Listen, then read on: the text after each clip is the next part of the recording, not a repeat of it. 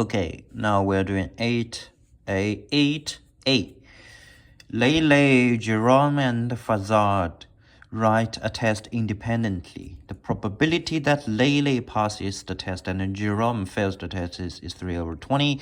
Probability that Jerome passes and Fazard fails 1/4. And the probability that Lele and Fazard both pass is 2/5. Okay, a lot of things going on. And determine the probability that at least one of them fails the test. Anyways, variables and tables first. We've got three people: Lele, Jerome, Fazard. How do you spell it? Okay, anyway, Fazard. Okay, so pass or fail, independent. Interperson, it's independent. So it's x, y, z, 1 minus x, 1 minus y, 1 minus z. And then let's have the equations. The probability that Lele passes, x, and Jerome fails 1 minus y is, what's that? 3/20. Jerome passes y, and Fazard fails. 1 minus z is 1/4. Third one is slightly different. Lele and Fazard both pass is 2/5. Both pass. Lele and Fazard both pass is 2/5. What is the probability that at least one of them fail? At least one of them fail. So it's 1 minus all pass. X times y times z is the probability that all three of them pass. And this is to be excluded. This is to be subtracted. So it's 1 minus the thing. This is the answer we're looking for. So essentially, we're just looking for x times y times z. And since we've got x times z here, so we are just looking for y, and then we plug it in, and there we go. So how do we find y? First of all, okay, here's some actually technique here, but looking at the first three of them, I tell myself that maybe x is the unwanted one. So let's call them 1, 2, 3. I'm gonna first do 1 divided by 3, which gives me 1 minus y over z. X is cancelled.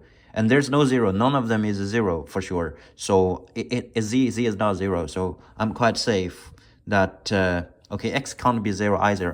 Otherwise, this would be 0. So I can do division safely.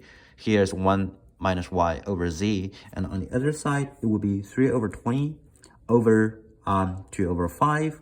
This is the thing I've got. And then, okay, let me simplify this a little bit. That's 1 minus y over z gives you 3/8. Okay, that's it. This is the thing. And at the same time, I still have got the other thing. That is 1 minus z is 1/4, which is the original 2.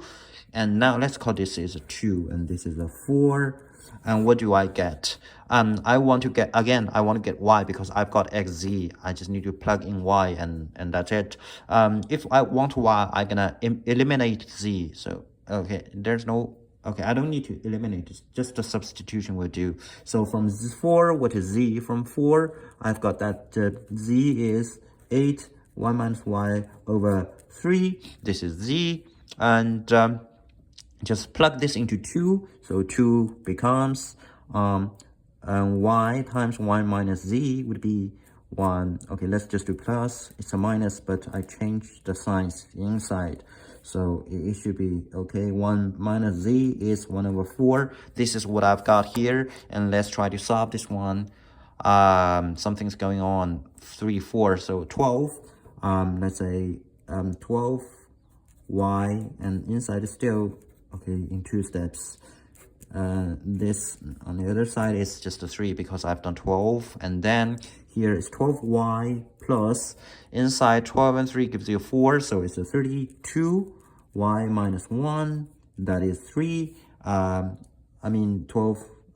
32 y, here's a y here, outside here's a y. Okay, that is the thing, and simplify them a bit. 32y squared minus 32, okay, in total is minus 20y, no constant here, move over. That's the thing I'm gonna solve. Let's see, and hopefully I can factor it.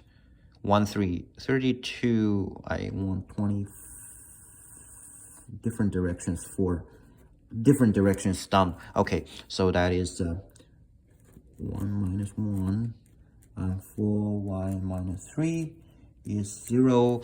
Which one is a plus? Let's see, minus 20. Okay, minus, good, this one is a 0. Okay, after factorization, I've got this one. And since y is wait, it's, oh, no, that's why. Plus, and then it's, okay, let me rewrite it anyways. Do I have extra paper? Oh, unfortunately, let me do it here.